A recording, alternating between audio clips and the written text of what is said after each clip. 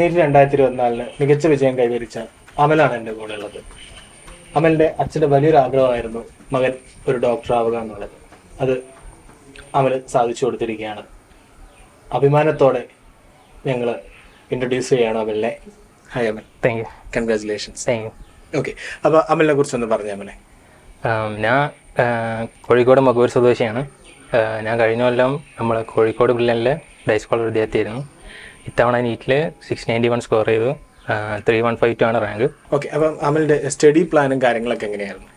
ഇത് study plan എന്ന് പറഞ്ഞാൽ സാധാ പോലെ തന്നെ പഠിക്കാന്നുള്ളത്. പക്ഷേ ഞാൻ ഈ വർഷം കൊണ്ടുവന്നൊരു ഇന്നോവേഷൻ പറയുന്നത് മാക്സിമം ക്വസ്റ്റ്യൻസ് ചെയ്യാന്നുള്ളത് തന്നെയാണ്.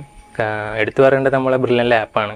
ഒരുപാട് ക്വസ്റ്റ്യൻസ് ഉണ്ട്. ഞാൻ ഒരു ദിവസം തന്നെ 4 മുകളിലൊക്കെ മോക്ക് ടെസ്റ്റ് ചെയ്തിട്ടുണ്ട്.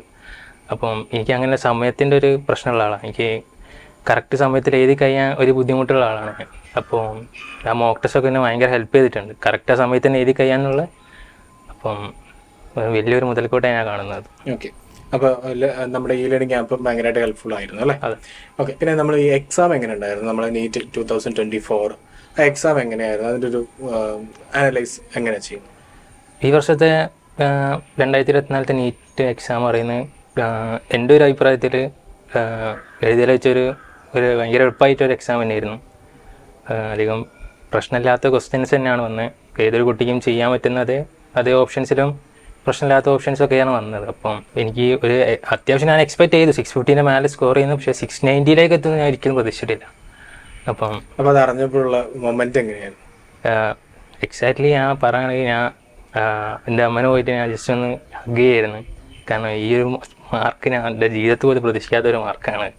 ഞാൻ ഇന്നേ വരെ ഈ ഒരു മാർക്കിലേക്ക് എത്തിയിട്ടില്ല. എൻ്റെ മോക്ക് ടെസ്റ്റ് സ്കോർ പറയുന്നത് 650 സംതിങ് ആണ്. 691 ഞാൻ ആദ്യമായിട്ടാണ് എത്തുന്നത്. അപ്പോൾ അത് ഭയങ്കരമായിരുന്നു എനിക്ക്.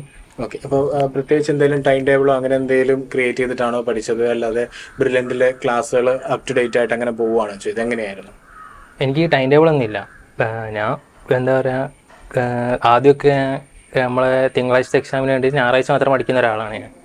പിന്നെ അവസാനം മോഡൽ എക്സാമൊക്കെ എത്തിയപ്പോഴാണ് പിന്നെ എല്ലാ ദിവസവും റിവൈസൊക്കെ ചെയ്യുന്നത്. എനിക്ക് പ്രത്യേകിച്ച് ടൈം ടേബിളൊന്നുമില്ല. ഞാൻ റാൻഡായിട്ട് പഠിക്കുക ചെയ്യുക. പിന്നെ ഞാൻ 2ാമത്തെ തവണ റിപ്പീറ്റ്. അപ്പോൾ കാര്യങ്ങൾ ജസ്റ്റ് ഒന്ന് റിവൈസ് ചെയ്തെടുത്താൽ മതി. ഒരുപാട് ക്വസ്റ്റ്യൻസ് ചെയ്താലും മതി. അപ്പോൾ അതേ ഞാൻ എടുത്തിട്ടുള്ളൂ. ടൈം ടേബിൾ അങ്ങനത്തെ പരിപാടിയൊന്നുമില്ല. ഓക്കെ, ഏതാണ് ഫേവറേറ്റ് സബ്ജക്റ്റ്? അല്ലെങ്കിൽ ഏതെങ്കിലും ഡിഫിക്കൽട്ട് ആയിട്ടുള്ള സബ്ജക്റ്റ് ഉണ്ടോ? വീക്കായിട്ടുള്ള സബ്ജക്റ്റ് അങ്ങനെ ഉണ്ടായിരുന്നോ? അതെങ്ങനെയാണ് ഓവർകം ചെയ്തത് ഈ വീക്കായിട്ടുള്ള സബ്ജക്റ്റൊക്കെ? അല്ല, എനിക്ക് പാഠം തന്നെയായിരുന്നു. അപ്പോൾ ഞാൻ അങ്ങനെ നമ്മൾ പാടാന്ന് വിചാരിച്ചിരുന്നാൽ പിന്നെ അത് പാടാൻ ചെയ്യുള്ളൂ. അപ്പം മാക്സിമം പഠിക്കാനായിട്ടുള്ള രീതിയിൽ തന്നെ പഠിച്ച് മുന്നോട്ട് പോകാന്നുള്ളതേ ഉള്ളൂ. ഓക്കെ, NCERT ബേസ് ചെയ്തിട്ട്? ഞാൻ NCERT മാത്രമേ പഠിച്ചിട്ടുള്ളൂ. NCERT മാത്രമേ പഠിച്ചിട്ടുള്ളൂ. ഓക്കെ, പിന്നെ നമ്മുടെ ബ്രില്യൻറ്റിലുള്ള ഒരു എക്സ്പീരിയൻസ് എങ്ങനെയായിരുന്നു?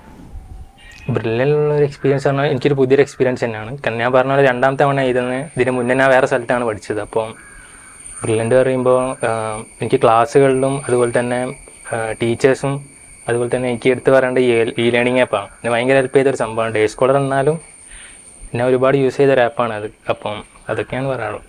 ഓക്കെ, മാർക്കൊക്കെ ഞങ്ങൾ എക്സ്പെക്റ്റ് ചെയ്തിട്ടുണ്ട്. ഇത്രയും കിട്ടിയത് വിചാരിച്ചിട്ടുണ്ട്. അവനും എന്തായാലും മാർക്ക് കിട്ടുമെന്നുള്ളത് അറിയാം. എക്സാം ഞാനായിരുന്നു കൂടെ പോയത്. അപ്പോൾ എക്സാം കഴിഞ്ഞ് പുറത്തേക്ക് വരുമ്പോൾ തന്നെ അവനാകെ തണുത്ത് ഐസ് മരിയായിരുന്നു. ഞാൻ വിചാരിച്ചു ദൈവമേ കർത്താവേ പിന്നെയും പോയോ എന്ന് വിചാരിച്ചു. അപ്പോൾ നോക്കുമ്പോൾ അവൻ പറയുമെന്ന് കേട്ടപ്പോൾ എനിക്ക് തോന്നി എല്ലാം എഴുതിയതാന്ന്. എനിക്ക് ഉറപ്പുണ്ടായിരുന്നു കിട്ടുമെന്നുള്ളത്. അപ്പോൾ ഇത്രയും മാർക്ക് കിട്ടിയതിന് ദൈവത്തിന് സ്തോത്രം പറയുന്നു. പിന്നെ അതുമല്ല, പിന്നെ അത് കഴിഞ്ഞിട്ടുള്ള ടെൻഷന് അതും കൂടുതൽ തന്നെ. റിസൾട്ട് വന്നിട്ടും പിന്നെ നമ്മൾ അനുഭവിച്ച ടെൻഷന് അതും കൂടുതൽ തന്നെയായിരുന്നു. എല്ലാം ദൈവം സഹായിച്ചിട്ട് എല്ലാം ക്ലിയറായി. എന്തായാലും വിചാരിച്ച കോളേജിൽ തന്നെ കിട്ടട്ടെ എന്ന് പ്രാർത്ഥിക്കുകയാണ്. ഞങ്ങൾക്ക് ഇവിടെ കോഴിക്കോടൊക്കെ കിട്ടണമെന്നാണ്. നമ്മൾ ഇനിയിപ്പോൾ 2025 നീറ്റ് എഴുതുന്ന കുട്ടികളുണ്ടല്ലോ അല്ലേ? അപ്പോൾ അവർക്ക് വേണ്ടിയിട്ട് എന്തെങ്കിലും ടിപ്പോ കാര്യങ്ങളോ അമലിന് കൊടുക്കാനുണ്ടോ? എനിക്ക് പറയാനുള്ളൊരു കാര്യം പറയുന്നത് മാക്സിമം ക്വസ്റ്റ്യൻസ് ചെയ്യാന്നുള്ളതിനാണ്. പെട്ടെന്ന് അല്ല, അങ്ങനെയല്ല, ഒരു ജനുവരി ഒക്കെ ആകുമ്പോഴേക്കും എല്ലാ പോർഷൻസും റിവൈസ് ചെയ്ത് കഴിഞ്ഞിട്ട് പിന്നെ ഒരുപാട് ക്വസ്റ്റ്യൻസ് ചെയ്യുക. നമ്മുടെ ആപ്പിൽ തന്നെ ഞാൻ പറഞ്ഞ പോലെ തന്നെ 1000-ലധികം ക്വസ്റ്റ്യൻസുകൾ മോക്ക് ടെസ്റ്റുകളൊക്കെ ഉണ്ട്. അപ്പം അതൊക്കെ മാക്സിമം യൂട്ടിലൈസ് ചെയ്യാം. All the best. എൻട്രൻസ് സംബന്ധമായ വാർത്തകളും അപ്ഡേഷനുകളും ഏറ്റവും വേഗം ആധികാരികമായി അറിയാൻ ബ്രില്യൻ സ്റ്റഡി സെന്റർ പാല യൂട്യൂബ് ചാനൽ സബ്സ്ക്രൈബ് ചെയ്യുക. ബെൽ ഐക്കൺ അമർത്തുക. ഈ വീഡിയോ മറ്റു സുഹൃത്തുക്കളിലേക്കും മാക്സിമം ഷെയർ ചെയ്യുക.